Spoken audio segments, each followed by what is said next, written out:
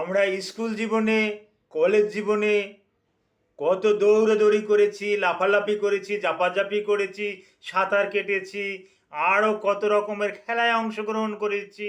হাডুডু খেলা, ফুটবল খেলা, ভলিবল খেলা ইত্যাদি খেলায় আমরা অংশগ্রহণ করেছি, চ্যাম্পিয়নও হয়েছি, লাফ দিছি, ঝাঁপ দিছি। কই আমাদের হাড়ের তো কোনো রকমের কোনো ক্ষতি হয় না তখন। এখন কেন হাড়ের ক্ষতি হয়? এই হাড়ের ক্ষতির উপরেই বা হাড় ক্ষয়ের কারণের উপরে কিছু আলোচনা করব। আলোচনাগুলো আপনারা মনোযোগ সহকারে শুনলে উপকৃত হবেন। কাদের কাদের এই হাড় ক্ষয়ের রিস্ক বেশি, এই বিষয়ে আলোচনা করব।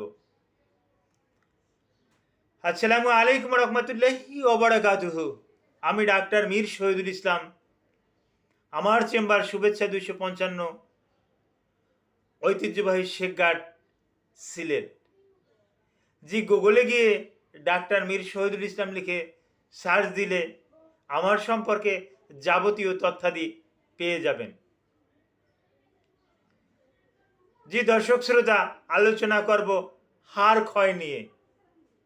একটা সময় ছিল আমাদের হাড় ভালো ছিল, মজবুত ছিল, স্ট্রং ছিল, এভাবে ঘুষাঘুষি করতাম, ধাক্কাধাক্কি করতাম, হ্যাঁ, আমাদের হাড়ের কোনো রকমের কোনো সমস্যা হতো না। কিন্তু কালের বিবর্তনে বয়স 50+, এখন একটু পড়ে গেলেই হাড় ভেঙে যায়। আমরা চিকিৎসা বিজ্ঞানের ভাষায় এটাকে বলি হাড় ক্ষয় বা অস্টিওপোরোসিস। 50 ঊর্ধ্ব বয়স, 50 ঊর্ধ্ব বয়স প্রতি 5 জন পুরুষের একজন অস্টিওপোরোসিসে ভুগতেছে। 50 ঊর্ধ্ব বয়স প্রতি 3 জন মহিলার ভিতরে একজন মহিলা অস্টিওপোরোসিসে ভুগতেছে। এখন এই অস্টিওপোরোসিসটা আসলে কি? অস্টিওপোরোসিস হলো হাড়ের ঘনত্বটা কমে যাওয়া, হাড়ের যেটা ডেনসিটি আছে এই ডেনসিটিটা হ্রাস পাওয়া, এটা কি আমরা অস্টিওপোরোসিস বলি চিকিৎসা বিজ্ঞানের ভাষায়। বিশেষ করে পুরুষদের ক্ষেত্রে একটা হরমোন থাকে, অ্যান্ড্রোজেন, ইস্ট্রোজেন, অ্যান্ড্রোজেন, টেস্টোস্টেরন, এই হরমোনগুলো থাকে। এই হরমোন থাকার পরিপ্রেক্ষিতে এই যে পুরুষদের হাড়গুলো কিন্তু শক্ত থাকে, মজবুত থাকে, ওখানে কিন্তু ক্যালসিয়াম, ফসফরাস এগুলো কিন্তু বিদ্যমান থাকে, যার পরিপ্রেক্ষিতে তখন আর কোনো সমস্যা হয় না। কিন্তু 60+ বয়স হয়ে গেলে, পুরুষদের ক্ষেত্রে বলছি, 60+ বয়স হয়ে গেলে তখন তার এই টেস্টোস্টেরন আগের মতন আর তৈরি হয় না, যার পরিপ্রেক্ষিতে তার হাড়ের ক্ষয় হয়। অনুরূপ একজন মহিলারও মেনোপজ হওয়ার পর, মাসিক বন্ধ হয়ে যাওয়ার পর, হয়তো 50 বছরে এই সার্কেলটা বন্ধ হয়ে গেল, এরপর থেকে তারও শরীরে ইস্ট্রোজেন, প্রোজেস্টেরন, এই যে হরমোন, এই হরমোনগুলো আর আগের মতন আর তৈরি হচ্ছে না, যার পরিপ্রেক্ষিতে তারও কিন্তু হাড়ের একটা ক্ষয় হয়। আর আপনাদের জেনে রাখা ভালো, হাড় কি দিয়ে তৈরি? হাড় মূলত ক্যালসিয়াম এবং ফসফরাস, আরও বেশি কিছু মিনারেলসের সংমিশ্রণে কিন্তু হাড় সংগঠিত। আমি আবার বলছি, হাড়ের প্রধান উপাদান হলো ক্যালসিয়াম, তারপর ফসফরাস, আরও কিছু গুরুত্বপূর্ণ মিনারেলসে কিন্তু হাড় তৈরি হয়। তো একটা বয়সে গিয়ে এই ক্যালসিয়াম, ফসফরাস এগুলো শরীরে আর তৈরি হয় না, যার পরিপ্রেক্ষিতে এই অস্টিওপোরোসিস হয়। আর অনেক সময় আমাদের কাছে রুগীরা এসে বলে, স্যার পড়ে গিয়েই হাড়টা ভেঙে গেছে। আসলে কি তাই? অস্টিওপোরোসিসে কি তাই? আসলে তাই না। অস্টিওপোরোসিসে ঠিক এই রকমের, যে হাড়টা ভেঙে গেছে, অটোমেটিক্যালি হাড়ের ডেনসিটিটা এত পাতলা, এতটা কম, সে একটু কুঁজা হয়েছে, নোয়া ধরছিল বা কোনো কিছু ধরা ধরছিল, বা যে কোনো কারণে তার হাড়টা ভেঙে গেছে, তাই সে পড়ে গেছে। পড়ে যাইয়া হাড় ভাঙে নাই,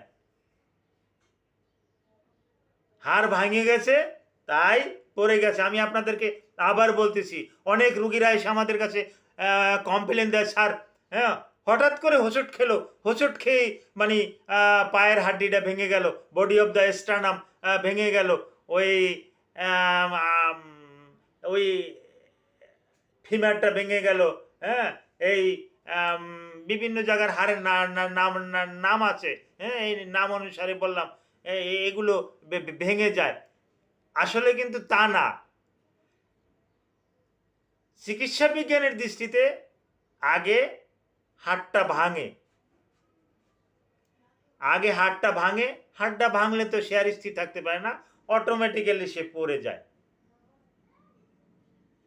আর হাড় শরীরের গুরুত্বপূর্ণ একটা অংশ। এটা বিভিন্ন কারণে ক্ষয় হতে পারে। যেমন আপনার যদি সূর্যের আলো যদি শরীরে না লাগান, তাহলে কিন্তু হাড়ের ক্ষয় হতে পারে। হাড়টাকে যদি আপনি মুভিং না করেন, হ্যাঁ এই যে যেমন এইটাকে বলি কি আমরা রিস্ট, এই রিস্ট যদি আমরা এভাবে এভাবে যদি মুভিং না করাই, তাহলে রিস্টে সমস্যা হবে। এই এলবুতে যদি আমরা এই না করাই, এই শোল্ডারে যদি এভাবে মুভিং না করাই, তাহলে শোল্ডারে কিন্তু ক্ষয় হতে থাকবে। অর্থাৎ হাড় ভালো রাখার একটা যে হাড়কে ব্যায়াম করাতে হবে। এবং স্থূলতাও কিন্তু একটা কারণ, মোটা হলেও কিন্তু এবং শরীরের ওজন বৃদ্ধি পেলেও কিন্তু এই চাপটা কিন্তু হাড়ের উপরে পড়ে, যার পরিপ্রেক্ষিতে হাড়ের কিন্তু ক্ষয় হয়। আর একটা কারণ, আমরা ক্যালসিয়াম জাতীয় খাবার টাবার খাচ্ছি না, এটাও একটা কারণ। আর আমরা আবদ্ধ ঘরে থাকি, এটাও একটা কিন্তু অস্থি ক্ষয়ের একটা কারণ, অস্টিওপোরোসিসের একটা কারণ। তো কারণগুলো বললাম।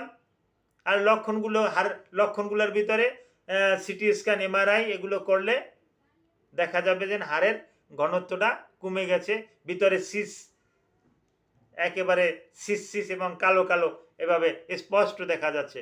ফিল্ম দেখে আমরা অনায়াসে শনাক্ত করতে পারি যে এই অস্টিওপোরোসিসে আক্রান্ত। এখন এই রোগীর চিকিৎসা কি? হ্যাঁ, ফুড সাপ্লিমেন্ট চলবে। যেমন গ্লুকোসামিন একটা ফুড সাপ্লিমেন্ট, গ্লুকোসামিন চলবে, কন্ড্রাইটিন সালফেট এগুলো চলবে। তারপর ক্যালসিয়াম কার্বনেট চলবে, ক্যালসিয়াম ল্যাকটেট চলবে, ক্যালসিয়াম গ্লুকোনেট চলবে। এর সাথে কিছু ট্রিটমেন্ট নিতে হবে। ট্রিটমেন্টটা জোলিন্ড্রোনিক অ্যাসিড, বর্তমানের অতি অত্যাধুনিক একটা ইঞ্জেকশন জোলিন্ড্রোনিক অ্যাসিড। এই একটা ইঞ্জেকশন বাংলাদেশের বিশেষ করে যে সমস্ত কোম্পানিরা আছে, এরা 7,000 টাকায় একটা ইঞ্জেকশন দেয়, মাত্র 5 মিলিগ্রাম জোলিন্ড্রোনিক অ্যাসিড।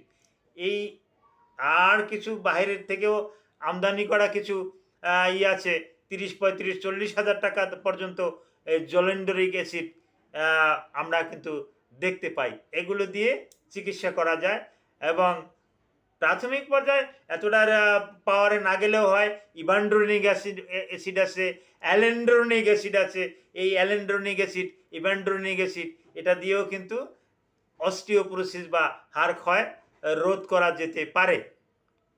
তো হাড় ক্ষয় বা অস্টিওপোরোসিস সম্পর্কে এতটুকুই উক্ত ভিডিওতে আমি আলোচনা করলাম।